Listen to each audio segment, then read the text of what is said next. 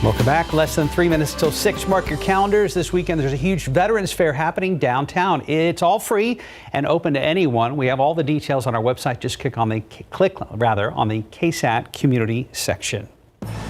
Well, many Americans with 401ks are finding their monthly statements a little scary to look at. I wouldn't even look at them these days. But ahead in our next hour of GMSA, what you should be thinking about now for your long-term retirement plan. TransGuide, I saw flashing lights look like a stalled vehicle on that last camera shot. We will go back to that with Stephen Cavazos coming up. Otherwise, traffic looks like it is flowing smoothly. There's 35 at Loop 410. We'll be back after this. Ahead this hour, a woman is dead and a man has life-threatening injuries this morning after a West Side crash. We're going to tell you what led to that wreck. As midterm ballots are still being counted, President Biden says he's watching the country's closest races and acknowledges voters sent Washington a message. I'm ABC's Justin Finch with his reaction and the latest ahead. This is the biggest and best night of my entire life, hands down. Not going to get emotional. Not going to get emotional. I just want to say thanks. A big night for country music. We'll hear from some of the brightest music stars who walked away with an award last night at the CMAs. And here at home, some patchy fog in some areas, a little humid out there. We're starting your day at 69 degrees.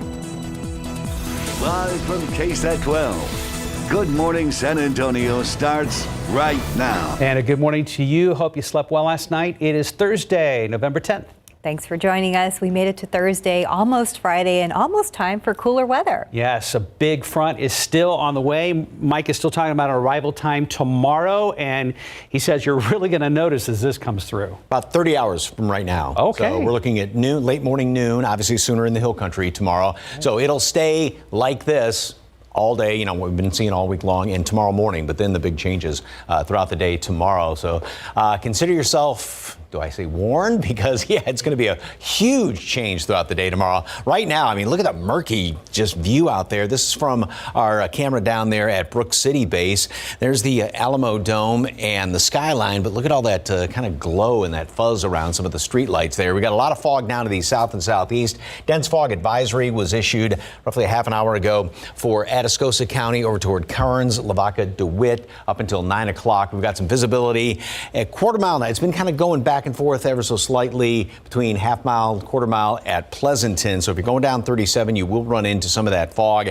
Hints of it in and around town. We've got somewhat of a breeze, which helps to prevent some of the thicker fog to form up. But then you see down there around Beeville, Victoria, more of that fog. So just be on the lookout for the next couple of hours. And then, of course, some of the mist when you have that fog and low clouds around there. Mold is moderate, and throughout the rest of today, temperatures will stay steady in the morning hours, and then we're going to make it up through the mid-upper 70s by noon.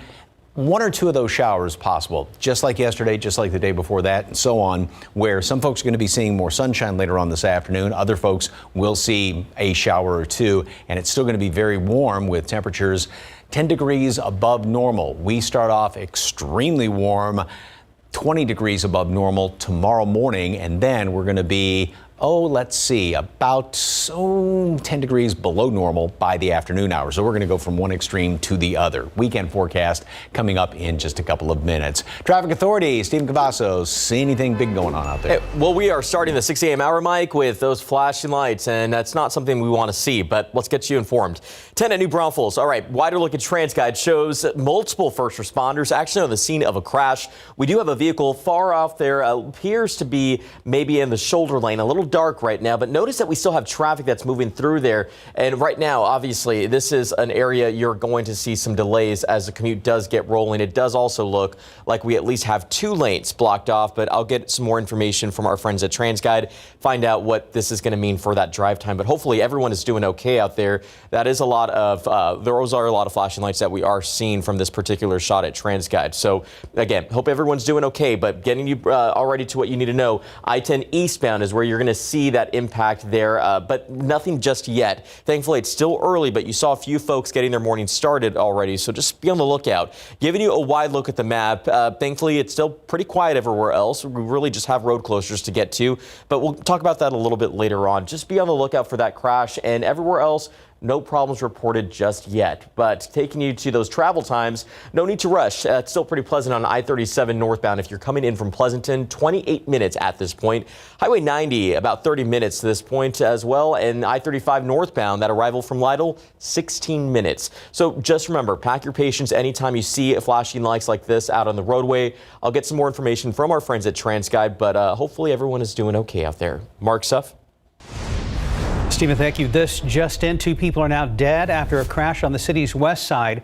Happened around 1 this morning at the access road of Loop 410 and Highway 151. Police say the man driving a vehicle crashed into an embankment. A woman in the passenger seat died at the scene. The man was pulled out of the wrecked vehicle and was taken to a hospital where he later died. Officers believe speed played a role in the crash. The Bexar County Sheriff's Office released new video of 38-year-old James Reed, who is accused of sexually abusing 2 young girls. Now, Reed is facing 2 first-degree felonies in the case. Investigators say the abuse went on for nearly 3 years until one child came forward. A mother of one of the girls says they also found a letter that Reed is accused of writing to one of the children. A warning before the next story. Some may find this video disturbing. A San Antonio family is telling us ongoing fights in their neighborhood have made them feel like they are not safe in their own home. One of the fights happened just a few weeks ago right next to the neighborhood. Here's that video. 2 men seen whipping, kicking, and stomping on one another. All of it happening near homes on Southwest Military and Pleasanton. 2 women in the area are now buying guns to try to get a sense of security back. What's going to happen next time? I mean, could one of my kids be assaulted? Can I be assaulted? Can my husband be assaulted at that point? SAPD confirmed it responded to the call for the fight, but the person who was beat up left the scene without making a report. San Antonio City Councilwoman Phyllis Villagran's office says the city has seen an increase in the unsheltered across the Alamo City since 2020. She says job loss, substance abuse, and mental illness are all a part of the problem. And while one local group is celebrating Governor Greg Abbott's re-election, another is working to decriminalize abortions here in San Antonio. So the executive director for the San Antonio Coalition for Life, which is an anti-abortion group, tells us with Governor Abbott in office, she and other advocates will continue serving women, helping them access reproductive health care. There is a lot of help out there ready to be tapped. But the leader of another advocacy group is working on how abortions are policed within city limits. Ananda Thomas is the executive director and founder of Act for SA. He wants the city charter amended to prohibit San Antonio police from enforcing criminal abortion laws, among other reformation policies. Well, this is an amendment from the people to change their city charter themselves, and that's what gives us power. Act for SA needs at least 20,000 petition signatures to get the charter amendment on the May ballot. Thomas did not say how many they have so far, but says they're on track to have all the signatures by January. 6:07 around the country. Some ballots are still being counted in the midterm election as the final results will decide the balance of power on Capitol Hill. So far, Democrats are outperforming many expectations, while Republicans are wondering what happened to that predicted red wave. ABC's Justin Finch has more. Good morning. The midterm results so far are being called apolitical. Voters essentially sending Washington a split decision, neither rejecting nor rubber stamping the president or his party. At the White House, President Biden giving his read on the midterms and Democrats' surprise successes. We lost fewer seats in the House of Representatives than any Democratic president's first midterm election in the last 40 years. Biden calling the results a good day for democracy and acknowledging voters nationwide sent a clear message. The American people have made clear, I think, that they expect Republicans to be prepared to work with me. Across the aisle, many wondering why the Republican red wave some predicted never appeared. The numbers have been amazing so far. Former President Donald Trump on election night insisting candidates he backed did great, despite many being projected to lose. Out west, Nevada and Arizona are still processing thousands of ballots. The results are crucial to determining control of the House and Senate. There will be a runoff.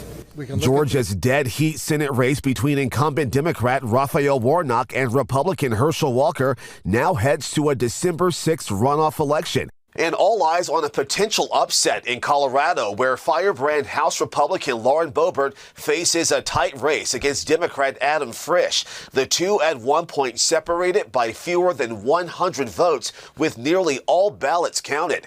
Justin Finch, ABC News, Washington. In your morning consumer headlines, stock market's taking a bit of a slide Wednesday as ballots in some key midterm races are still being counted, as we just said. And investors wait for today's report on inflation. The S&P closed down 2.1%, NASDAQ dropped 2.5%, and the Dow finished 2% lower. Americans are losing money at casinos at a record pace. The American Gaming Association now says casinos want over $15 billion from gamblers in this latest quarter, and casinos are on track for their best year ever. Elon Musk is revealing Twitter's plan to get into the payment market. During a live stream, he told advertisers Twitter users will be able to send money to others on the platform. He did not provide a timeline for the feature. In 1999, Musk co-founded what became PayPal. Google is now issuing refunds for subscription fees and games played on Stadia. The 3-year-old cloud gaming service is being shut down in January because Google admits it never attracted the number of users expected. Right now, 6:10, 69 degrees. And still ahead on GMSA, all eyes are on Florida this morning as now Tropical Storm Nicole rolls through the region. We're going to take a look at the damage. And did you miss the 56th annual Country Music Awards last night? Bless you. We've got a recap just ahead. Yes, bless you, Mike. Looking out there with live cam. Doesn't look too bad in this shot, but it is a little humid out there. It'll be warm today, but the changes are in store for tomorrow. We'll be right back. Time check, 6:15. As we are approaching 6:15, I should say, we are seeing a lot of problems out there in these TransGuide cameras. Let's get you to it. I mentioned the 6 a.m. hours where things really start to change. Almost like a blob of lights here on this TransGuide shot. Right now, nothing being reported as far as incidents, but we do know that this is actually taking place in the southbound lanes. We do have a few lanes blocked off, and it almost looks like an exit ramp there. It's just very dark to make out, but we're hopefully going to get some information before the show wraps up. But as I mentioned, just a very busy time as we are entering into morning rush minute by minute. Let's get you to the map. I mentioned that that's going to be in the southbound lanes as you approach Wiseman Boulevard. Be on the lookout. Good news is we're not seeing any slowdown there, so we don't have to worry too much about that as far as the delays just yet. Just watch for those crews that are out there. Let's go ahead and now take a big jump back over here to I-10 East, where we do have that crash that remains off near New Braunfels Avenue. Not causing any issues either, but just something to be on the lookout for. But let's give you that wide look at the map, and everywhere else, not a lot to show you out there, thankfully. Just these two incidents that are causing some problems for certain areas of town. We're going to have to keep a very close eye on it throughout the morning, but just make sure you drive safe. Let's get you back here on TransGuide. We're hoping to get some information from this particular incident, but everywhere else looking like it's moving just fine, guys. Thank you for the update, Stephen. Mm-hmm. One thing we haven't seen on any of the roads is any mist or anything. I haven't spotted anything. Okay. Yeah. That's good so far. Going down 37 toward Pleasanton, watch it down there because we got a lot of thick fog and some dense fog advisory. I'll show you that in a second. So temperatures are very warm. You really don't need a jacket this morning. You know, a sprinkle, some mist is still possible, as well as some of that patchy fog. And then later on this afternoon, like the past couple of days where some folks have seen plenty of sunshine and then other folks have seen a little light shower. That'll be the case today. Temperatures are going to be 10 degrees above normal. All right, here's what it looks like as far as the sunrise. This was from yesterday, and some folks may actually see a decent sunrise this morning. Thank you very much for the KSAT Connect picture.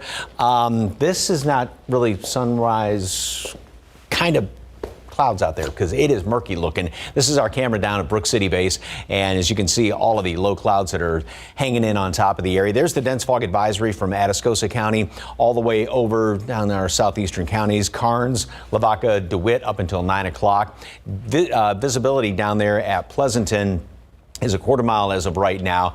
Pretty good here in town. Nothing being reported at Stinson as of right now. Just kind of watching around Stinson, around Randolph, just because those are a couple of spots that usually tend to see fog when we have it down to the southeast. A lot more Beeville's, matter of fact, down to zero visibility as of right now, and fairly clear skies or good visibility out in the hill country. Temperatures stay steady all morning long. There's that 10% chance for some mist or drizzle out there. Little sunshine thrown in. We're going to make it into the upper 70s at noon, and then that small chance for a stray shower to pop up this afternoon. Otherwise, sort of a mixture of sunshine and clouds.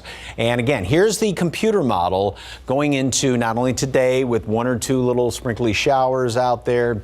Couple of them, count them on one hand, and then we go into the overnight hours and we'll start to see the front work its way in our direction at about this time tomorrow morning with a few scattered showers that are going to be popping up, even a couple of thunderstorms out there in northwest portions of the hill country as these conflicting air masses, and we're talking about 30 degrees ahead of and behind the front, a lot of humidity ahead of the front and drier area in behind, so that warm humid air, when that front hits it, just gets kind of pushed up high in the sky, and that's what creates some of these showers and thunderstorms. So that'll be the case in through mid-morning. Here in town, I'm looking for the front to come through at noon, and still some of these showers and thunderstorms, even a couple lingering in behind that throughout the rest of the afternoon with windy conditions on top of that. Again, here's that dividing line right there. It's 15 in Casper, it's 68 in Omaha, 17 Bismarck, 0 right now at Cut Bank, Montana. Here's the low. Now, what's interesting with this front coming on through here,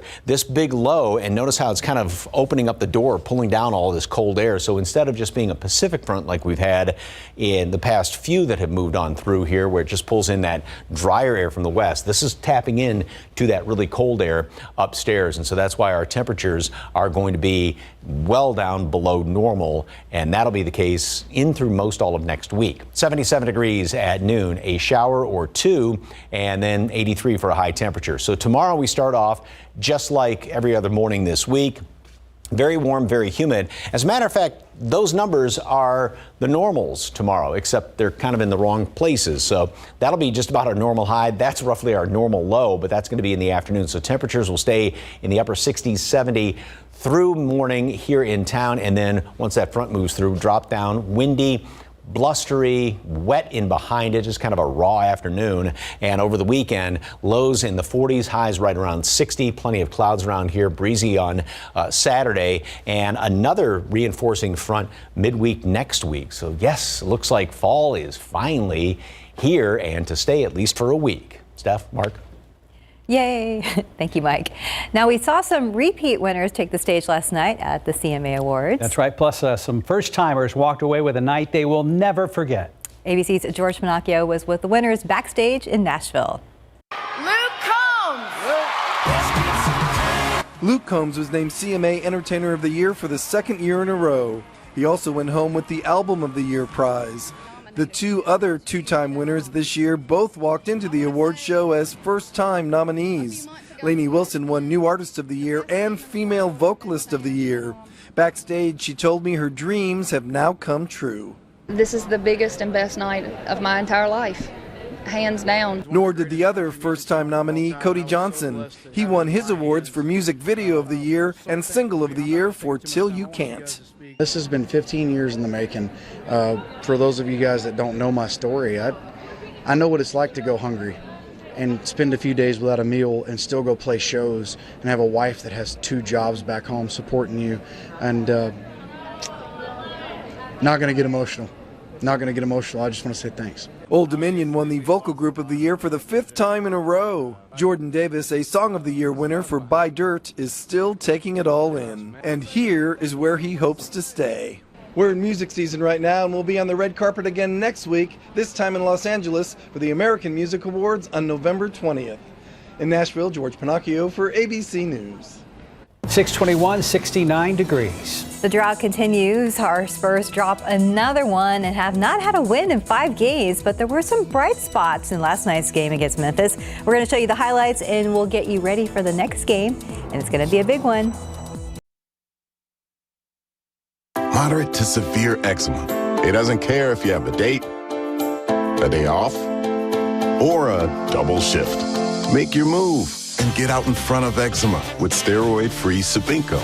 not an injection. Sabinco is a once-daily pill for adults who didn't respond to previous treatments, and it's proven to help provide clearer skin and relieve itch fast. Sabinco continuously treats eczema whether you're flaring or not. Sabinco can lower your ability to fight infections, including TB. Before and during treatment, your doctor should check for infections and do blood tests. Tell your doctor if you've had hepatitis B or C, have flu-like symptoms, or are prone to infections. Do not take with medicines that prevent blood clots. Serious, sometimes fatal infections, lymphoma, lung, skin, and other cancers. Serious heart-related events and blood clots can happen. People 50 and older with heart disease risk factors have an increased risk of serious heart-related events or death with JAK inhibitors. It's time to get out in front of eczema. Ask your doctor about once daily Sabinco.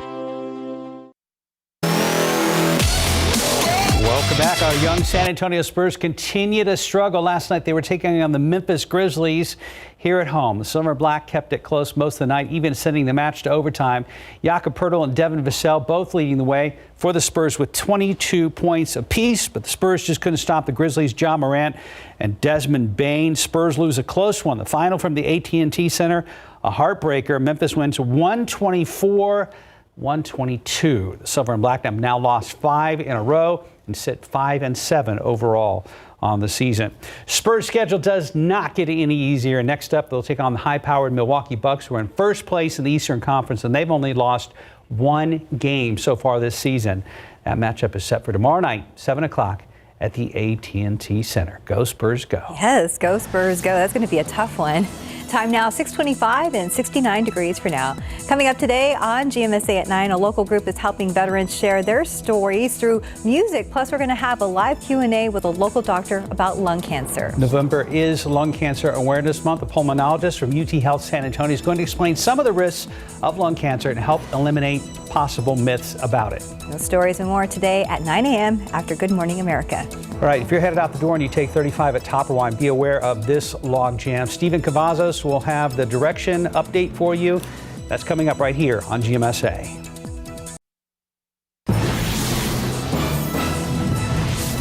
Outside with live cam, the sun is trying to come up. We are now about a day away from that Arctic cold front headed our way. Mike will have the latest on how cold it's going to be this weekend, and we are actually using that word. Good morning, everybody. We've made it to Thursday. It is November 10th. Happy Thursday. Thanks for joining us. Yeah, we're excited about Friday, and we're excited about the cold front for sure. We haven't seen Mike this animated in a while. When describing the front all morning long, it's like he's swatting flies.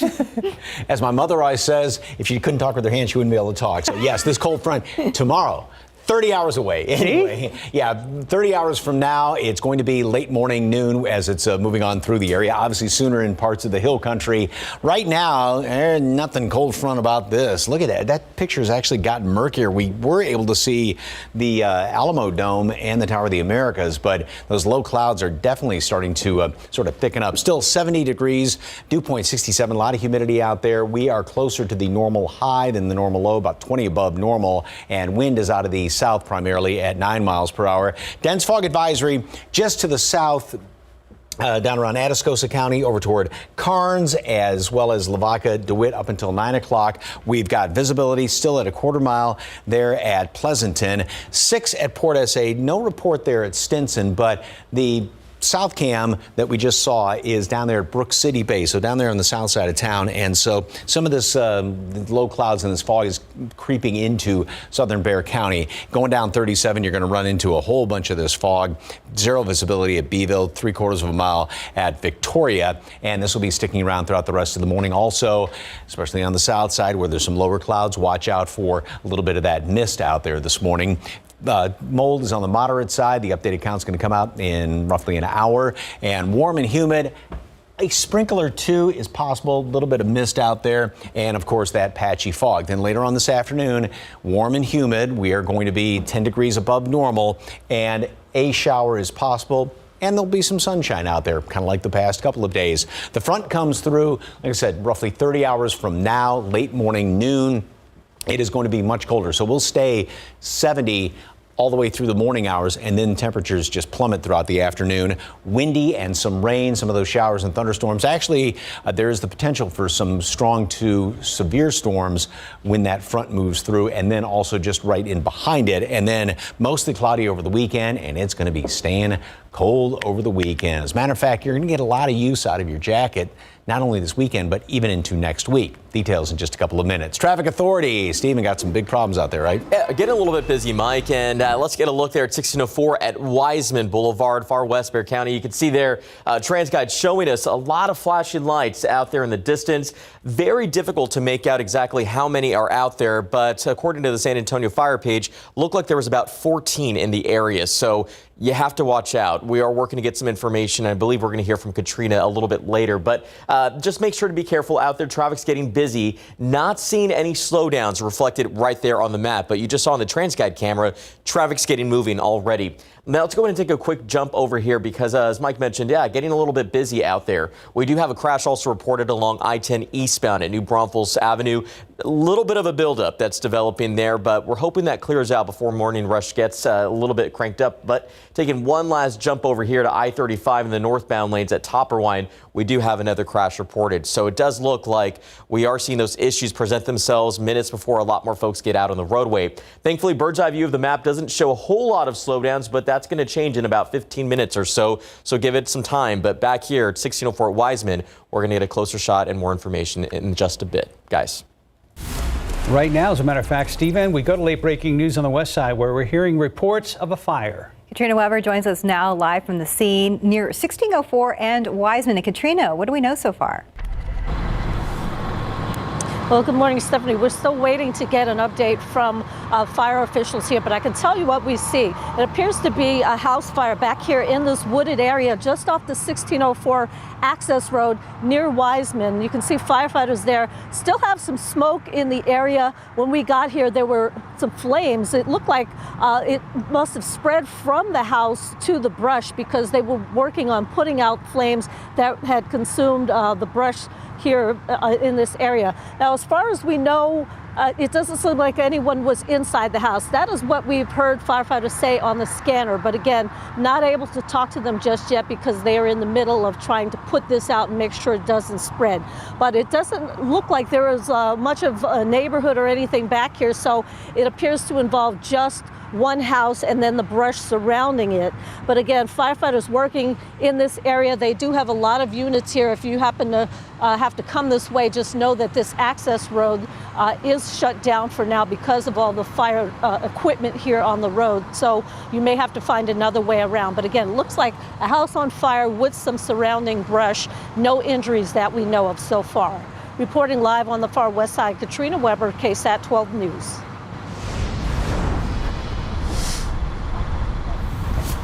Do you want BYG? Thank you very much, Katrina. New this morning, San Antonio police responded to a crash overnight involving 3 cars, including a security guard vehicle. It happened around 10:45 last night at the intersection of Loop 410 and Callahan on the northwest side. Police say someone driving a pickup truck ran a red light at the intersection and hit a security guard vehicle, which then slammed into another SUV. The guard inside the vehicle and the pickup truck driver were taken to a hospital. We have no word on their condition. And a lot of questions this morning after a man shot on the city's southeast side. This happened around 9 p.m. last night on Dollarhide Avenue, not far from Pecan Valley Drive and Goliad Road. Now, police say the victim is a man in his 20s who was shot in the hip. He was taken to the hospital and so far has not been cooperating with officers. Other details are limited right now. Look for both updates online and on the air. Today, San Antonio City Council is set to decide whether to censure and issue a vote of no confidence for District 1 Councilman Mario Bravo. This follows his angry confrontation with District 7's Anna Sandoval before a budget meeting. The mayor, Ron Nierberg, had previously suspended Bravo from his committee assignments. It's not clear yet if that will become a permanent move. And this morning, some District 10 voters are calling Councilman Clayton Perry's statement about his involvement in a hit-and-run crash a half-baked apology. Luke Schulte, who voted for Perry, has launched a petition to get him fired. Now, Schulte says he has a lot of concerns about the accusations against him. A police report obtained by KSAT shows how the councilman was reportedly found lying in his backyard, his vehicle running and smelling of alcohol.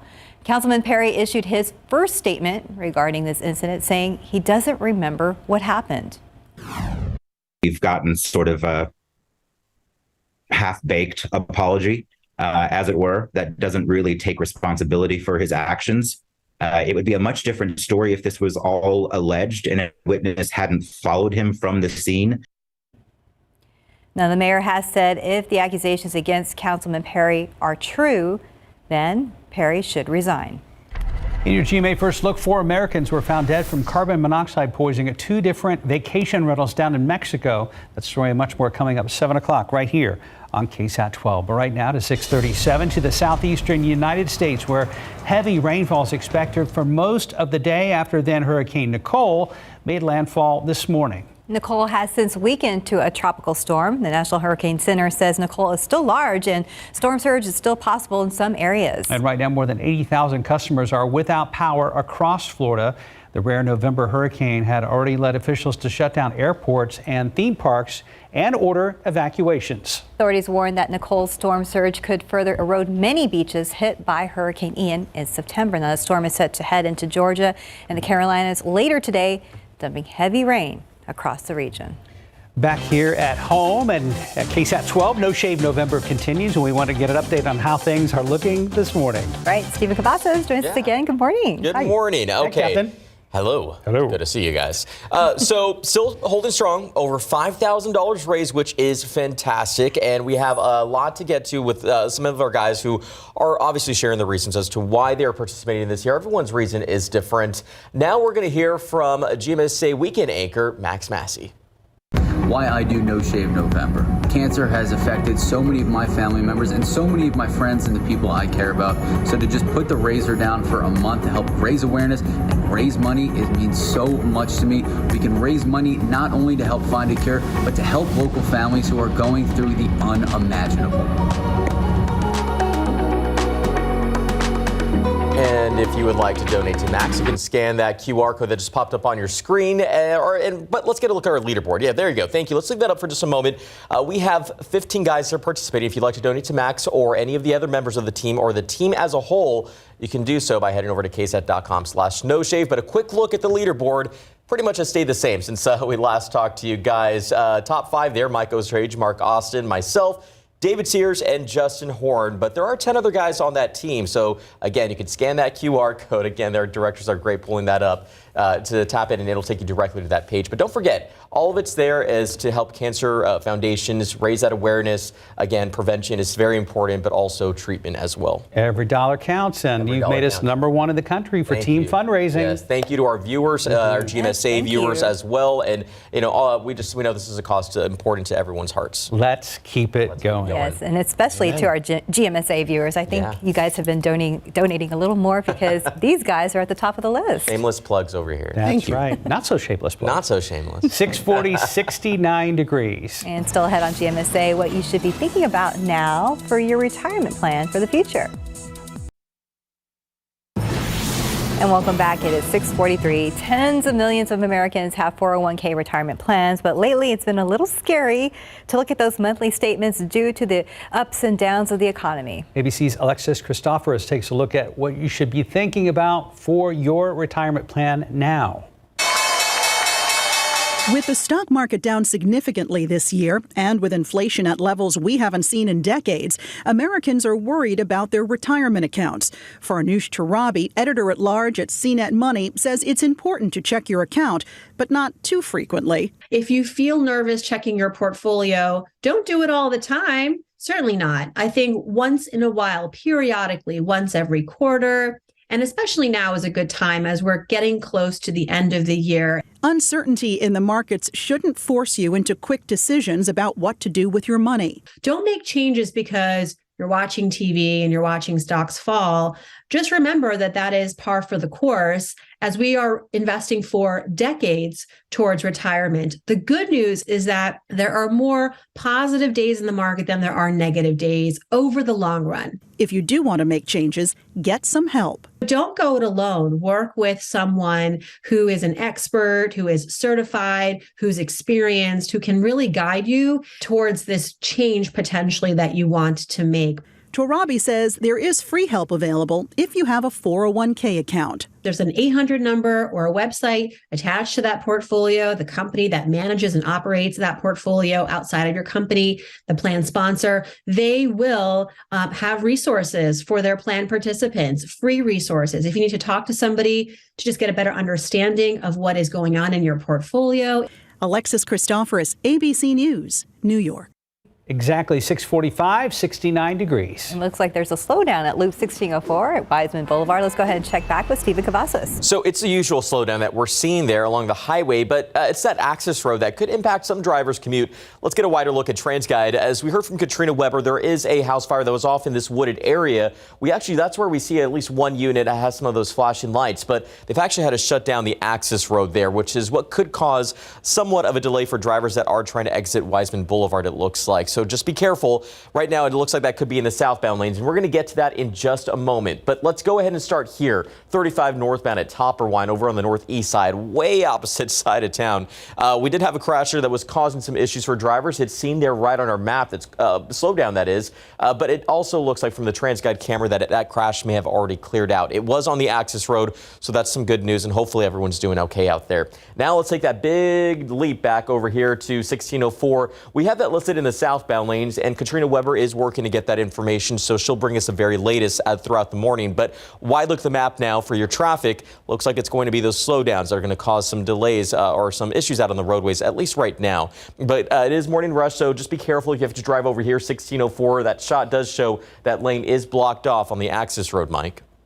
Very much, sir, and lots of clouds hanging around here this morning. Yesterday, there was enough of a break in the clouds to get a good-looking sunset. That'll be the situation for some folks today, where the clouds going to be breaking up enough to see a lot of sunshine in the afternoon, and then on the flip side of that, some folks will have even a couple of showers out there. This picture has gotten murkier as the morning has rolled on. Somewhere in there is the Alamo Dome and the Tower of the Americas and the skyline of downtown. This is our camera down there at Brook City Base, and a couple of birds flying by as well. We do have a dense fog advisory, Atascosa County over toward, I should say, Karnes, Lavaca, and DeWitt counties up until 9 o'clock this morning. We've been still hovering at quarter-mile visibility at Pleasanton. So going down 37, South Bexar County into Atascosa County, you're going to run into some of that thicker fog, and that thick fog continues on down to the coastal plain. Elsewhere, not bad, just hints of it. So where there's some low clouds, there may be a little bit of mist around the area, which is the 10% that I've got in here. We'll start to see a couple of breaks in the clouds by late morning, get into the upper 70s by noon, and then low 80s later on today. So 10 degrees above normal, a couple of showers here and there. Otherwise, some folks are going to be seeing, like I said, decent sunset tonight and fair amount of sunshine this afternoon. Now, as far as the computer model, it has one or two little showers out there. That'll be the extent of it today. And then we go into the overnight hours, and watch out there in the hill country as those showers start to develop tomorrow morning. And that's along and actually in behind that front. So that will continue to work its way down in our direction. We'll have showers and a few thunderstorms mid-morning. Front's going to be moving through here in town, obviously sooner in the hill country, going for noon tomorrow.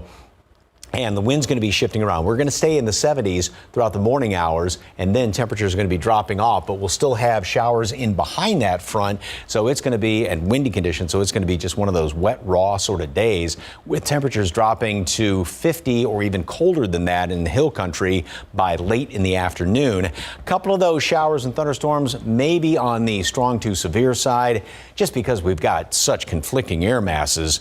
Warm and humid ahead of it, and then very cold air in behind it. So that's the perfect kind of ingredients, if you will, to see some of those strong to potentially severe storms tomorrow. And then it stays cold not only for the weekend, but we're going to be staying well below normal all next week. 77 degrees today at noon. A couple of showers out there are possible. Just a 10-20% chance for rain. 83 high temperature with a shower or two. Sunshine mixed in on top of that. Then we go into tomorrow. We start off just like every other morning this week, and we will see that front move through hill country in the morning hours, noon here in town. Winds shift around. You're going to notice it. Very blustery. Showers, thunderstorms, a couple of stronger storms are possible. The numbers tomorrow, 70 and 50, those are close to normals, but they're on the wrong side of the graphic there. It's 50 in the afternoon and even 40s. Yeah, so we'll drop down. It's going to be one of those upside down days. 40s over the weekend to start off, up to 60. And we're going to be staying below normal through next week. I know the calendar is matching the forecast as far as getting closer to Thanksgiving, right? Yes, it's appropriate. Indeed. And those mornings, wow. Yeah, it's going to be chilly over the weekend. And tomorrow is just going to be a kind of hunker down inside afternoon. And some people hear chili the wind, and some people hear chili the soup. Either way, it works, right? It works. Yeah, it does. Thank you. 650, 69 degrees. Meals on Wheels, a nonprofit known for delivering meals to those who are homebound, has a new building just in time for the holidays. I'm Sarah Acosta. Coming up tomorrow on GMSA, how many more meals this kitchen will be able to produce for those in need. And taking a look outside with a live cam. We are excited about that cold front, but it's not happening right now. It's 69 degrees. We'll be right back.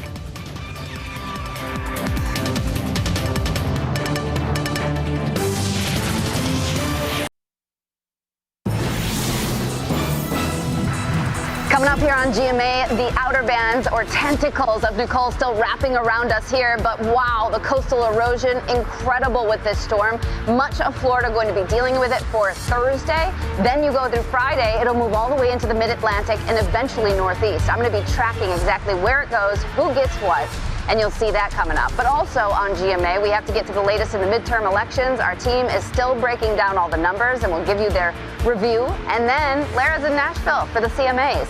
Not quite the same here, but hey, you're going to see a whole bunch of different things coming up right here on Good Morning America.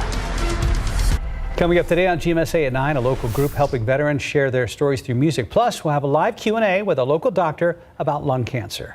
November is Lung Cancer Awareness Month, and a pulmonologist from UT Health San Antonio is going to explain some of the risks of lung cancer and help eliminate the myths about it. Those stories and more today at 9 after Good Morning America. And time now, 6:55. Let's check back with our Stephen Cabazos. Well, a lot of those issues we talked about earlier have already cleared out, so that's good news. But let's get a quick look at the commute before you head out the door. 10 at Hackberry, not too bad over there, but 35 north at Loop 410, that interchange always tends to get pretty busy at this time. So just prepare for a slowdown. But as I mentioned, a lot of those crashes already cleared out. But the big issue is going to be that fire over here off of 1604 southbound at Wiseman Boulevard that has that access road blocked off. Just be on the lookout there. Wider look at the map, it shows the bigger problem right now also going to be those slowdowns. Head outside this morning, you may run into a little fog, kind of murky look there from our camera down at Brooks City Base, looking up toward the skyline, which you really can't see too well. We do have a lot of fog down around Atascosa County, Pleasanton, quarter-mile visibility. Hints of it elsewhere. Just be on the lookout for even a little mist around the area, and that dense fog advisory from Atascosa County over toward DeWitt County up until 9 o'clock this morning. Mid-upper 60s, and throughout the day, 83, a shower or two. Big front comes through tomorrow noon. Thank you, Mike. Thank you. We'll see you back at 9. Have a great day.